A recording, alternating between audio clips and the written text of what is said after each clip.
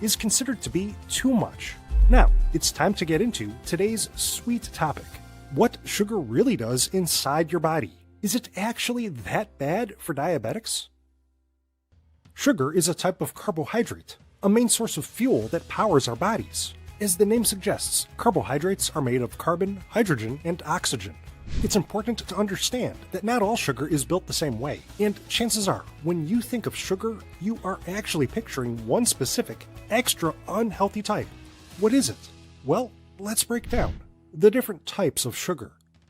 At the coffee shop or at home, you may find yourself reaching for sucrose. Sucrose is highly refined, derived from either sugarcane or sugar beets. Sucrose is a simple sugar, but it is actually equal parts glucose and fructose, other types of carbohydrates that we'll get into in just a moment. Simple sugars are either monosaccharides or disaccharides, meaning they are composed of either one or two units of sugar at the molecular level. Sucrose is commonly used in mass-produced food products, like prepackaged baked goods, candies, and even sodas. Glucose is a monosaccharide, and it is found naturally in a variety of foods, including honey and certain fruits. But it is also widely used in different types of packaged foods, including sports and energy drinks. Most food you eat is broken down into glucose inside your digestive system, and then sent through your bloodstream to be used as fuel for your muscle cells. This is why doctors look at your blood glucose levels to determine your diabetes status. Galactose is another monosaccharide, and it is similar in structure and taste to glucose. But galactose is not typically found on its own in natural foods. However, it is usually part of more complex carbohydrates, including lactose, or milk sugar. This disaccharide, composed of glucose and galactose, is naturally present in milk and dairy products. Maltose, or malt sugar, is another disaccharide, and you can find it in certain grains, like barley. As the name suggests, maltose is used to brew malted beverages. Fructose, or fruit sugar, is another sugar commonly used in the production of certain beverages, though it is naturally found in fruits. This monosaccharide is quickly broken down and absorbed by the body. Fructose is sweeter in taste than glucose, which should clue you in as to why it is used in the production of high fructose corn syrup. While this sugar is made from natural sugar, don't be fooled. HFCS is not natural to our world. When certain enzymes are added to cornstarch, a glucose syrup is created and then further processed in order to turn a portion of its glucose into fructose. High fructose corn syrup can lead to a particularly fast and steep rise in blood sugar. That's why beverages with HFCS, like sodas, juices, and energy drinks, are associated with blood sugar spikes and an increased risk of developing type 2 diabetes. So what exactly do all these types of sugar actually do once inside your body? The answer is just ahead. First, what's the difference between simple sugars and complex sugars? Well, since they are rapidly broken down and digested inside the body, simple sugars offer a quick release of energy. That may be great if you are in the middle of playing an intense sport, but if you're just sitting on the couch, consuming cookies, or crackers, or soft drinks, you will surely experience a sizable rise in your glucose levels within an hour. Liquid sugar can cause a blood sugar spike within 15 to 30 minutes. These products give you those sugar rush feelings, but then they will be followed by a steep sugar crash. This can make you feel exhausted while increasing your cravings for more sugary foods. Simple sugar foods offer little to no nutritional value because they are highly processed and have most of their fiber, vitamins, and minerals stripped away before they hit store shelves. Complex sugars, otherwise known as complex carbohydrates, are a different story. Natural sources of carbohydrates, like whole grains and vegetables, contain polysaccharides, or long chains of sugar molecules. As the name suggests, their more complex structure automatically slows the body's ability to break these long chains down into glucose. Therefore, they will lead to a more gradual and less steep rise in your blood sugar than simple sugars. You can gain complex sugars from whole grains, vegetables, whole fruits, nuts and seeds, and even from some meats. Luckily, these natural foods also give you digestion-slowing fiber, anti-inflammatory antioxidants, heart-aiding unsaturated fats, and insulin sensitivity improving protein. How does simple sugar wreak absolute havoc on all corners of your body? We'll investigate the true destructive power of simple sugar in just a sec. First, what do complex sugars do to your body? Well, if you regularly consume your sugar in the form of complex carbohydrates from foods like black beans, beets, carrots, sweet potatoes, Greek yogurt, even eggs and fish, your body will process the glucose slowly, reducing the risk of a blood sugar spike. These foods also supply powerful, disease-fighting, inflammation-lowering antioxidants, along with blood sugar-stabilizing fiber, heart-healthy fats, and digestion-slowing protein. In fact, studies show that consuming foods with complex carbohydrates can help to improve your long-term insulin sensitivity, which makes your body even more efficient at using your glucose. So what's the flip side? How do simple sugars interact with your body? You may also be wondering, exactly how much sugar is too much sugar? We'll let you know what the experts are saying later in this video, but now it's time to investigate how simple sugars damage your body. First, how does sugar affect your insulin sensitivity? Well, consuming high amounts of sugar, especially simple sugars, can overload your pancreas, forcing it to release extra insulin in an effort to move that excess sugar out of your bloodstream.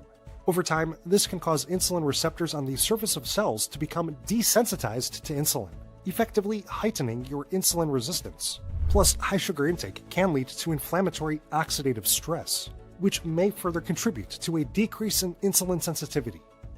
Sugar's inflammatory effects can also have serious consequences for your mental health. So, how does sugar affect your brain?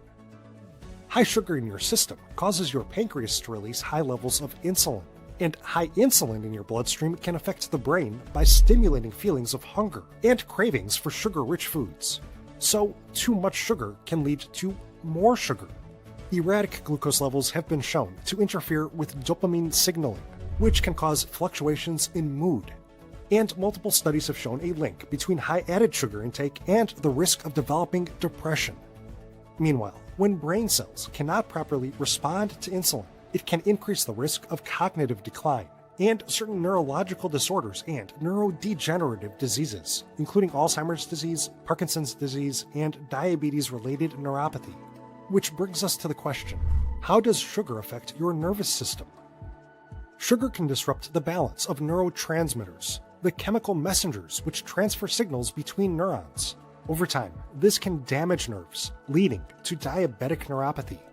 Neuropathy can cause feelings of tingling, numbness, burning sensations, or even nerve pain, and it can lead to serious complications for your hands and feet. We'll get to those in a sec.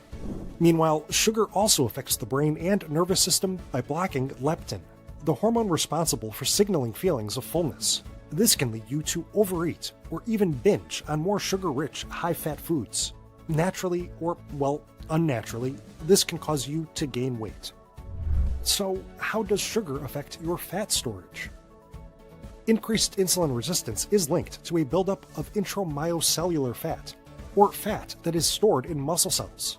Eating more sugar can cause you to store more sugar as fat within muscle tissue, which interferes with normal insulin signaling pathways used to facilitate the uptake of glucose by cells, which in turn can lead to increased insulin resistance and increased weight gain. As your body becomes less efficient at utilizing its blood sugar, the extra glucose not used for energy becomes stored as abdominal fat. Fructose specifically is metabolized in the liver, and excess fructose may end up becoming stored as liver fat, a major risk factor for developing non-alcoholic fatty liver disease. High fructose intake has also been associated with the development of hypertension, or high blood pressure. So that begs the question, how does sugar affect your cardiovascular system? Consuming high amounts of simple sugar can increase levels of pro-inflammatory markers, which can lead to atherosclerosis, or the buildup of arterial plaque. This narrows blood vessels, compromising blood flow, and it raises the risk of developing high blood pressure. In fact, studies show a significant association between sugar-sweetened beverage consumption and elevated blood pressure. Excessive sugar consumption has also been found to increase triglyceride levels while decreasing levels of heart-helping HDL cholesterol. This can heighten the risk of developing dyslipidemia, or abnormally elevated blood fat levels. In turn, this raises the risk of further cardiovascular damage. How does sugar affect your limbs? The inflammation caused by a high sugar intake has been linked to the development of painful arthritis in hands and feet. And as excess sugar can impair blood circulation, it can also lead to peripheral artery disease, a condition where blood flow to limbs becomes reduced. This can increase pain, numbness, and tissue damage in arms and legs. Meanwhile, as excess glucose over time can lead to diabetic neuropathy, it can affect your extremities by causing those unwanted sensations of tingling, pain, or burning. Unaddressed nerve damage and reduced blood flow to legs and arms can also create conditions for infections to spread. In some cases, this may require an amputation. In fact, new research estimates that in today's modern age of simple sugars, a limb is amputated every 30 seconds, and 85% of those amputations are due to diabetic foot ulcers. Unfortunately, the damage of sugar doesn't end there. Research has proven that maintaining a high sugar intake can also lead to an increased risk of certain forms of cancer, an increased risk of tooth erosion and dental issues, an increased risk of damage to the liver, the pancreas, and the gut microbiome, and even an increased risk of developing acne and other skin conditions. But don't forget that you need at least some amount of sugar each day. So, how much sugar should you consume daily? If you stick with appropriate portions of whole grains, fruits, vegetables, nuts, and seafood, you should have no problem with your sugar intake. What you really should watch out for is that added sugar intake. The American Heart Association recommends that women consume no more than 6 teaspoons of added sugar per day. That comes out to 100 calories. Men should keep their added sugar intake under 9 teaspoons per day. That's about 150 calories. So what does this look like in reality?